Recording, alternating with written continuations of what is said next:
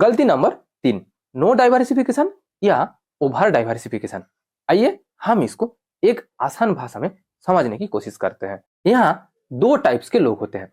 पहले टाइप्स के लोग उनके पूरे सेविंग्स को एक ही म्यूचुअल फंड में इन्वेस्ट करते हैं, चाहे वो एसआईपी हो या लामसम। और दूसरे टाइप के लोग क्या करते हैं? दूसरे टाइप के लोग उनके पूरे सेविंग्स को 6, 7, 8, 9, 10 म्यूचुअल फंड में इन्वेस्ट करते हैं। इसका मतलब कि या तो आप आपका पोर्टफोलियो को एकदम डाइवर्सिफाई नहीं कर रहे हैं या फिर आप ओवर डाइवर्सिफाई कर रहे हैं। ये दोनों चीज करने से आपको कम रिटर्न मिलेगा और कुछ कुछ केस में आपका लॉस भी हो सकता है।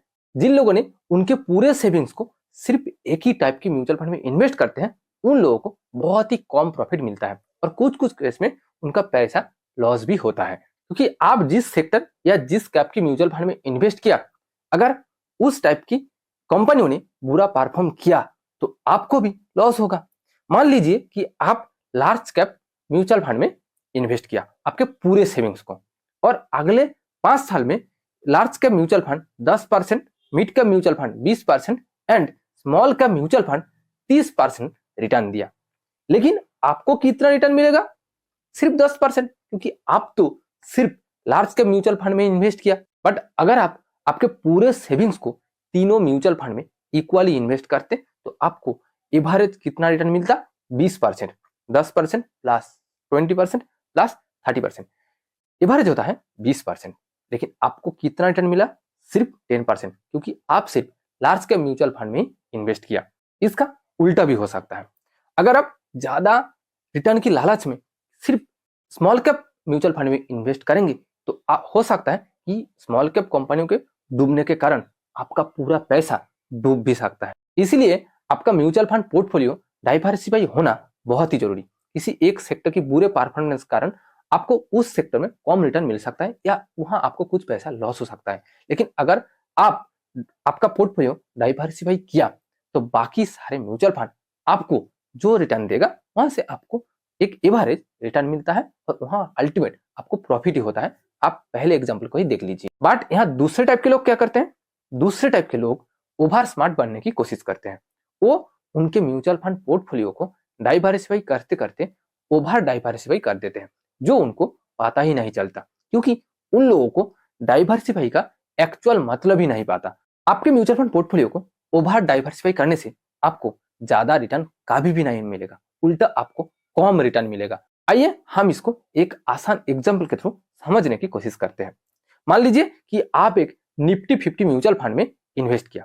निफ्टी 50 म्यूचुअल फंड में इन्वेस्ट करने का मतलब कि आपका पैसा देश की टॉप एंड लार्ज 50 कंपनियों में इन्वेस्ट हुई।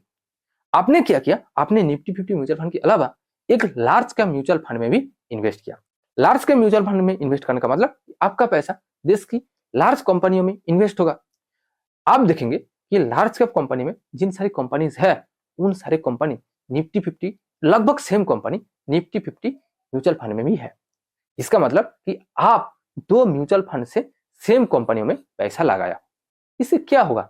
आप ही सोचिए, क्या आप सेम कंपनी में दो बार पैसा लगाकर ज्यादा रिटर्न कमा सकते हैं? क्या यह पॉसिबल है? बिल्कुल नहीं। आपको सेम रिटर्न ही मिलेगा। तो आप खामोगा क्यों दो म्यूचुअल फंड में इन्वेस्ट किया? आपको तो इससे ज्यादा एक्सपेंस रेशियो देना होगा, क्योंकि म्यूचुअल फंड में एक्सपेंस रेशियो देना होता है। सिमिलरली बहुत सारे लोगों ने क्या करते हैं, दो लार्ज कैप, तीन मिड कैप, चार स्मॉल कैप फंड में इन्वेस्ट करते हैं और उनको लगता है कि उनका पोर्टफोलियो बहुत ही डाइवर्सिफाई है। ये देखने में तो बहुत अच्छा है कि मेरे पास 10-12 म्यूचुअल फंड है, लेकिन कोई काम की नहीं। आपको 3, 4 या 5 म्यूचुअल फंड ही अच्छा रिटर्न दे सकता है। अगर आप सच में आपका म्यूचुअल फंड पोर्टफोलियो को डाइवर्सिफाई करना चाहते हैं तो आप ज्यादा से ज्यादा 4 से 5 म्यूचुअल फंड में ही इन्वेस्ट कर सकते हैं।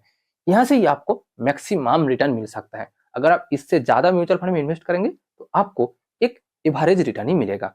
आपको ज्यादा रिटर्न या मैक्सिमम रिटर्न नहीं मिल सकता है। बेस्ट डाइवर्सिफिकेशन होता है कि आप एक लार्ज कैप या इंडेक्स फंड में इन्वेस्ट कीजिए, आप एक मिड कैप में इन्वेस्ट कीजिए या फ्लेक्सी कैप में इन्वेस्ट कीजिए। ये आपकी चॉइस। मेरे हिसाब से फ्लेक्सी कैप अच्छा है। तीसरा, आप एक स्मॉल कैप फंड में इन्वेस्ट कीजिए और अगर आप चाहें तो एक गोल्ड फंड में भी इन्वेस्ट कर सकते हैं। गोल्ड फंड में आपको थोड़ा सा कॉन्सिस्टेंट रिटर्न मिलेगा। और उसके साथ अगर आप रिस्क को और भी मिनिमाइज करना चाहते हैं तो आप एक डेब्ट फंड में भी इन्वेस्ट कर सकते हैं। एक gold fund and debt fund market की बुरी हालत में भी आपको कंसिस्टेंट रिटर्न देता है।